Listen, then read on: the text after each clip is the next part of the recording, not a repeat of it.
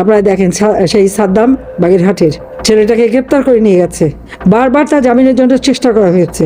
সে গ্রেপ্তার থাকা অবস্থাতে একটা শিশু সন্তান হয়েছে, যে শিশুটাকে সে দেখতেও পায়নি।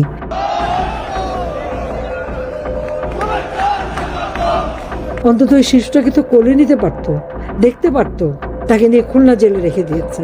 তার জামিনের জন্য বারবার চেষ্টা করা হয়েছে, এমনকি জামিন দেবে বলে টাকাও খেয়েছে। দেশ জুড়ে এক হৃদয় কাঁপানো ঘটনার আলোচনা, আর সেই ঘটনাকে ঘিরেই হঠাৎ আবেগে ভেঙে পড়লেন সাবেক প্রধানমন্ত্রী শেখ হাসিনা। ভারতের দিল্লি থেকে দেয়া এক বক্তব্যে তিনি এমন কিছু কথা বলেছেন যা শুনে অনেকেই স্তব্ধ।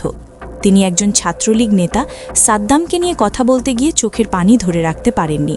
তার কণ্ঠে ছিল কষ্ট, অভিযোগ আর অসহায়তার সুর। তিনি বলেন, বাগেরহাটের সাদ্দামকে গ্রেফতার করা হয়েছিল, আর এরপর থেকে শুরু হয় তার দুর্ভাগ্যের অধ্যায়। পরিবারের পক্ষ থেকে নাকি বারবার জামিনের চেষ্টা করা হয়েছিল, কিন্তু কোনোভাবেই তাকে মুক্তি দেয়া হয়নি। এই সময়েই তার ঘরে নতুন সন্তান জন্মায়, কিন্তু একজন বাবা হয়েও নিজের সন্তানকে কোলে তোলার সুযোগ পাননি তিনি। এমনটাই দাবি করেন শেখ হাসিনা। তার ভাষায় বারবার চেষ্টা, দৌড়ঝাঁপ, এমনকি টাকার লেনদেনের অভিযোগও উঠেছে, তবু জামিন মেলেনি। উল্টো নতুন নতুন মামলায় জড়িয়ে তাকে আটক রাখা হয়। এরপর যে ঘটনা ঘটেছে সেটাকেই তিনি বলেন সবচেয়ে হৃদয় বিদারক।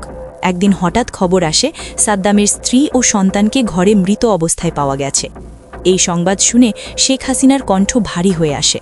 তিনি প্রশ্ন ছুড়ে দেন, একজন মানুষ যখন নিজের স্ত্রী আর সন্তানের এমন পরিণতির খবর পায় তখন তার ভেতরে কি চলে সেটা কি আমরা কল্পনা করতে পারি? তিনি আরও বলেন, শুধু তাই নয়, সেই মানুষটিকে শেষ বিদায় জানানোর সুযোগটুকুও নাকি দেয়া হয়নি। স্ত্রী ও সন্তানের দাফনে দুমুঠো মাটি দেওয়ার অধিকার থেকেও তাকে বঞ্চিত করা হয়েছে, এমন অভিযোগই তুলে ধরেন তিনি। সবচেয়ে আবেগঘন মুহূর্ত আসে তখন যখন তিনি বলেন, ভাবুন তো, একজন জীবিত মানুষকে কারাগারের ফটকে দাঁড়িয়ে দেখতে হলো তার জীবনের সবচেয়ে আপন দুইজন মানুষকে মৃত অবস্থায়। এই কথার পরই তিনি কেঁদে ফেলেন বলে জানানো হয়।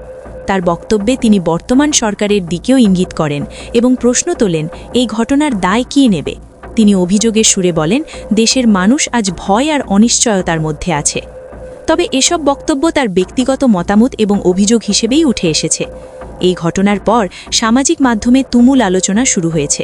কেউ বলছেন এটা ভয়াবহ অবিচারের উদাহরণ, আবার কেউ বলছেন পুরো বিষয়টি নিরপেক্ষ তদন্ত হওয়া দরকার। সত্যটা কি সেটা নিয়ে এখনও স্পষ্ট কোনো সরকারি ব্যাখ্যা সামনে আসেনি।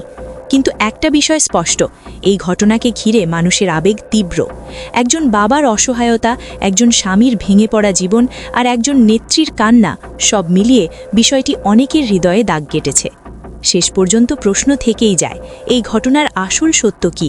অভিযোগ আর বাস্তবতার মাঝখানে কোনটা সত্যি, কোনটা রাজনীতির ভাষা? এই গল্প শুধু একজন সাদ্দামের না, এটা বিচার, মানবতা আর দায়বদ্ধতার প্রশ্নও তুলে দিচ্ছে। আর সেই প্রশ্নের উত্তর খুঁজছে পুরো দেশ।